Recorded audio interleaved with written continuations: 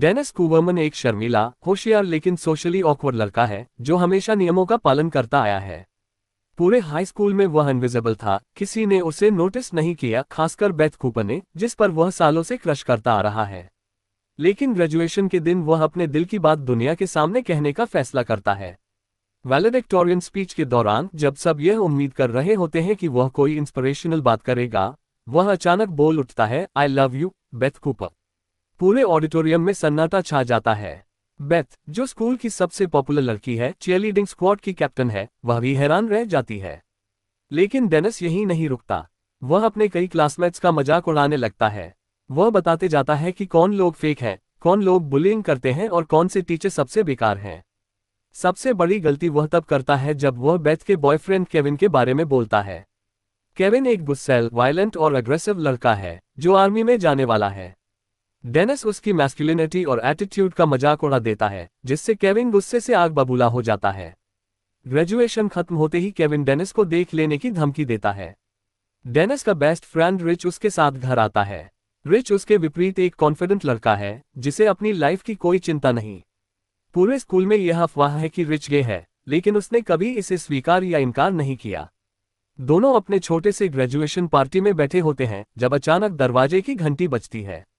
Dennis दरवाजा खोलता है और देखता है कि सामने बेथ कूपर खड़ी है, अपनी दो बेस्ट फ्रेंड्स कैमी और ट्रीस के साथ। डेनिस को यकीन ही नहीं होता कि जिस लड़की से वह सालों से प्यार करता था, वह खुद उसके घर आई है। बेथ कहती है कि उसकी स्पीच क्यूट थी और वे उसे एक अनफॉरगेटेबल नाइट देने आई हैं। डेनिस और रिच लड़कियों के साथ पार्टी करने लगते हैं, लेकिन डेनिस बहुत नर्वस रहता है। तभी अचानक केविन और उसके दोस्त वहां पहुंच जाते हैं और डेनिस को पीटने की कोशिश करते हैं। बेथ और उसकी फ्रेंड्स डेनिस को अपनी कार में बिठाकर वहां से भगा लेती हैं। अब शुरू होती है एक रात भर चलने वाली एडवेंचर भरी दौड़। बेथ पूरे शहर में डेनिस को घुमा रही होती है और केविन अपनी गाड़ी लेकर उनके पीछे पड़ा होता है। वे पहले एक गैस स्टेशन जाते हैं जहां बेथ डेनिस को शराब चोरी करने के लिए उकसाती है। डेनिस पहले तो मना करता है, लेकिन फिर वह पहली बार अपनी बोरिंग लाइफ से बाहर निकलकर एक रिस्क लेता है। वे फिर एक पार्टी में पहुंचते हैं जहां बेथ सबका ध्यान खींच लेती है। डेनिस वहां बहुत असहज महसूस करता है क्योंकि उसने कभी इस तरह की वाइल्ड पार्टी में हिस्सा नहीं लिया। बेथ के दोस्त उसकी टांग खींचते हैं और उसे चिढ़ाते हैं, लेकिन वह चुपचाप सब सहता रहता है। केविन अभी भी उनका पीछा कर रहा होता है। वे एक सुनसान झोपड़ी में छुपते हैं जहां पहली बार डेनिस और बेथ अकेले में एक सीरियस बातचीत करते हैं। बेथ उसे बताती है कि वह अंदर से बहुत डरती है। वह जितनी कैफरी और कूल दिखती है, असल में वह बहुत लॉस्ट महसूस करती है। हाई स्कूल खत्म होने के बाद उसे नहीं पता कि आगे क्या करना है। डेनिस को एहसास होता है कि उसने हमेशा बेथ को एक परफेक्ट ड्रीम गर्ल समझा था, लेकिन असल में वह भी एक आम लड़की है जिसकी अपनी समस्याएं और इनसिक्योरिटीज हैं।